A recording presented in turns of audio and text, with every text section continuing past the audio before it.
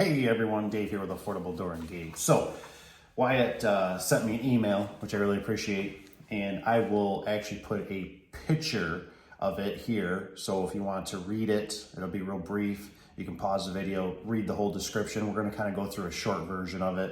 And we're going to talk about just my opinion only, of garage doors that are the best and what to look for. So stick along. So to give you some context, Wyatt here said that basically his garage door got hit by his daughter. They literally changed the garage into a gym, it sounds like. So they are in Ohio, so they're right up there with me in the cold. So he's looking at R values and stuff like that. One thing I found interesting in his email here is that he says, here are the questions. Why do different door companies have what appears to be the same door and different R values? All 2-inch steel doors with polyurethane insulation. Example, Wayne Dalton, 8500, 16.22. Amar, designer choice, Optimus, 19.40. CHI, Skylink planks, 17.54. Interesting. Clopay, Gallier, Bridgeport, 18.40. Yeah, you know, when it comes to these garage doors, my honest opinion sometimes is that these things are kind of like the battle of the trucks, right? You know, Chevy's got this, you know, like, I guess there was an era that they went with 6 liters, and that's when Ford came out with their 6 liter, and they had problems. So they kind of like I think they're all just government controlled, honestly. And they just all kind of have their own little battles, and they do a little different tweak to be able to like, oh, that's accurate, because like who really tests them? You know what I mean? Like who's a third party and all that? I mean, it's just, they tell you that kind of stuff, but it's kind of a baloney. So you're probably somewhere in the range of roughly 16 to maybe 18, depending on what you go with, the same kind of garage door in a nutshell. Another question he had was with windows. Now, before I get into the windows, let me backtrack a little bit here. And just to give you some kind of content here. At an old house that I used to own, I literally bought I was doing the same thing. I was literally turning it into like a man's garage, you know what I mean? Like a little party area for us to hang out and just, you know, relax out of the house. And so I ended up, I went with a Thermospan 200 Wayne Dalton. And I just want to give you some insight about that door a little bit. So I had a 17 point something for R value. I did have insulated windows in it. And I think this door was actually, something you got to think about is that my garage door, personal, was a brown garage door. And I remember with that brown garage door, I literally in the summertime, I could walk outside my door and I'd look down my garage door and I would be like, oh my gosh, is that thing, it's got a crown to it. And it literally would be crowning, right? And I'd go in the man door and I'd literally look down the side of the door and I could actually see it bowing to the outside. Now, remind you, you know, outside's brown, inside's white. But one thing I did always notice with that garage door was that I never felt it radiant through. It was actually pretty good for that. I never went inside and was like, oh my gosh, I can feel it. Like if you got a tin metal door, you can always feel the heat radiant through it. This one did a really good job. And the insulated windows were pretty good, but they're kind of small. Now,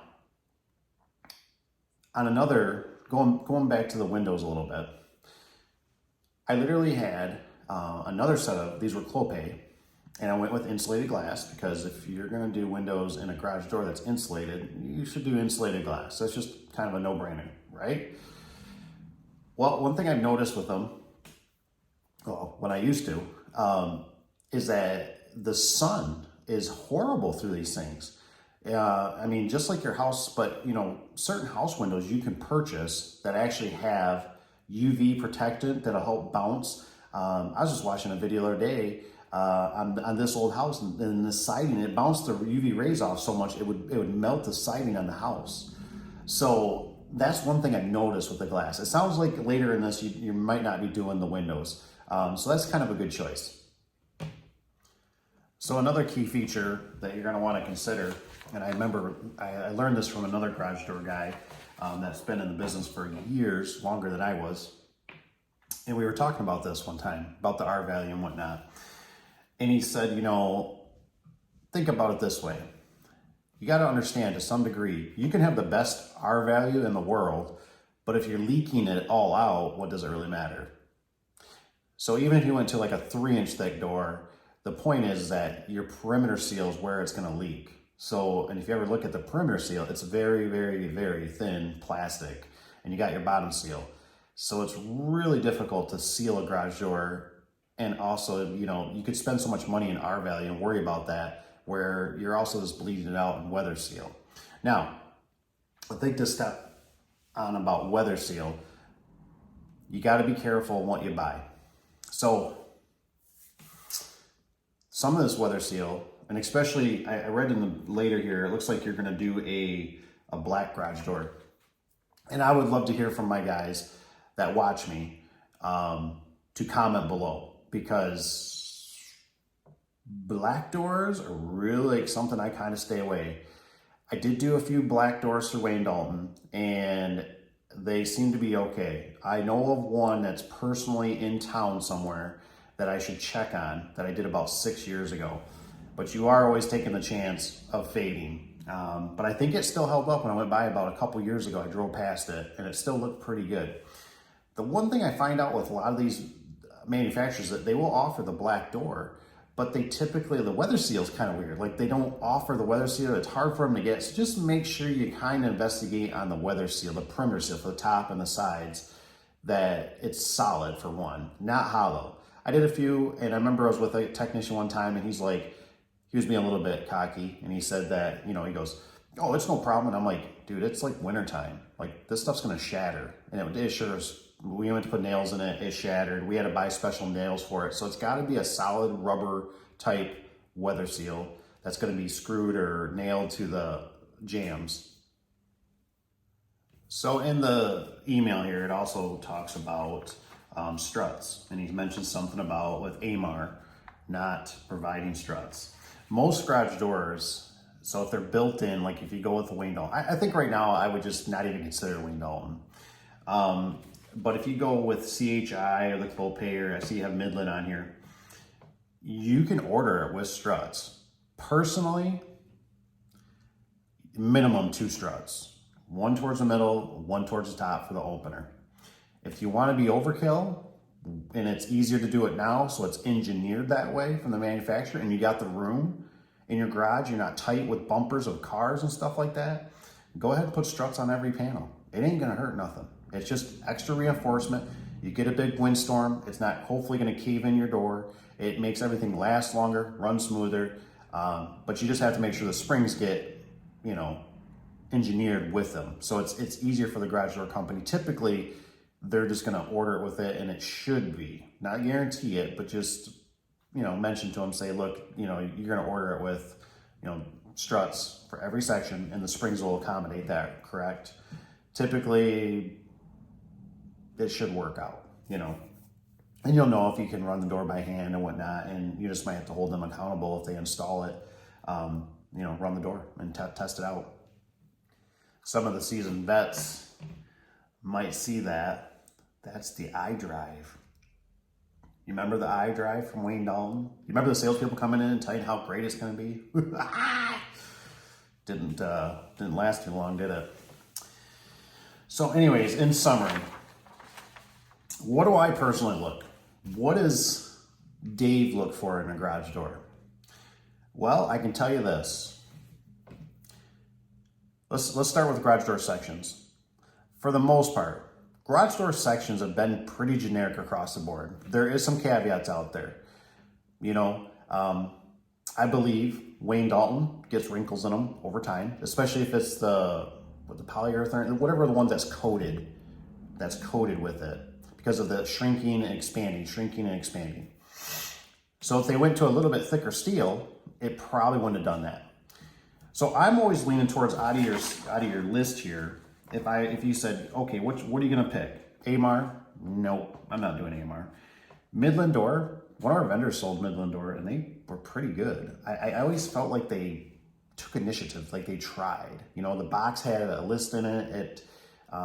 Everything felt solid, like decent. Like like you weren't always fighting for them. Like they used the cheapest rollers and stuff like they just went like, hey, you know, you're going to pay us a little bit more money, but you're going to get better product. And that's what I like. So Midland was always a good choice. And I think, I feel like they were always slower, you know, with their technology, like where Wayne Dalton, Amar, those guys are always cutting each other at the throat, and they're just like trying to throw things out there, like the new fad, you know what I mean? And it's like, yeah, this hasn't been tested and proven.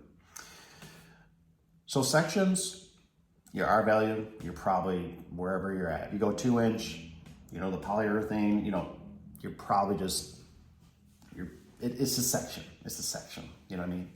The biggest thing I'd be concerned about is checking on, and this doesn't even like hold up, you know what I mean? Like the whole fading and stuff like that. Some of those things can be an absolute nightmare. I typically try to steer away from the black doors, but if you really want it, I think they've kind of got it down now to a little bit more of a science, just my preference. So just go ahead. Weather seal's the big one. What kind of weather seal do you offer with your garage door? At least the side seal, because if it's hollow, I don't even want it. And now, especially if you're in Ohio, I don't want it in Michigan. I don't want nothing to do with no hollow weather seal. It's a nightmare. I want it to be a solid core, foam stop, vinyl seal, the true type of weather seal. The other thing I look for, I typically look at bottom retainers. I'm kind of a funny fanatic about bottom retainers. I typically like the bottom retainer on the garage door to be metal, because I've seen over the years that metal retainers basically last forever. They're aluminum, they're metal, you can slide into weather sealing if a chipmunk or something eats at it. There's so many more options, I think, with them. They're just better. Struts, like I said, if it's me, it's my personal door, I just strut it just to make it easy. So you're not doing a weird oddball, especially if you got the room. Now I got a vehicle in one of the stalls that my bumper like literally grazes the hinge. So it's like, I wouldn't even want a strut on that door, you know what I mean? Because I'm just so tight in there. If you got the room, strut everyone. It makes it stronger in case you even do a little backup bump on it. It'll pop it back just a little bit if it's not too severe. So struts, what do we got? Struts, weather seal, perimeter seal, bottom seal, hinges. Hinges are a big thing. I don't like funny hinges. I don't like anything that's proprietary to their, you know, I want to be able to go down to Menards, Lowe's, Home Depot, and I want to be able to pick up hinges that are just normal hinges, or go to Ace Hardware and be like, I want a garage door hinge. And everybody knows what it looks like, right? It's like a tire. When it's round, it's a tire. So I like standard stuff. I like to stick with a regular torsion spring. I like to do two, especially on a 16x7, it sounds like what you got, 16 wide, 7 tall, 2 garage door torsion springs. Reason being is because if one breaks, you can still probably muster the door up if you have to in an emergency, or you have to get the car out so you have accessibility, because only with one garage door spring, when it breaks, the cables will fly off, and now you're dealing with a super heavy door. So I'm always looking for 2 torsion springs, and I like the standard because I like to be able to look at things. I like to be able to look back and go, yeah, that thing broke. So in summary, some of the things I've found that help in garage doors, well, in garages, if you're trying to keep the garage space warm, is you have to keep a consistent flow of like a lukewarm heat, because you have to imagine one thing about with garages too, is that you have your concrete that's embedded into the ground, which is like, 50 some degrees, let's just say, and it's always radiant that through. So garages are always really difficult to keep warm. So you either have to keep something blowing, you have to put down either electric floor of some sort, insulation, or have a good heat source that's not too much, that just cooks you and then slows down. It's got to be more of a slow trickle heat that's blowing around to help keep everything somewhat lukewarm. So those are some things. But anyways, I hope you guys learned something. I hope you guys have a great day.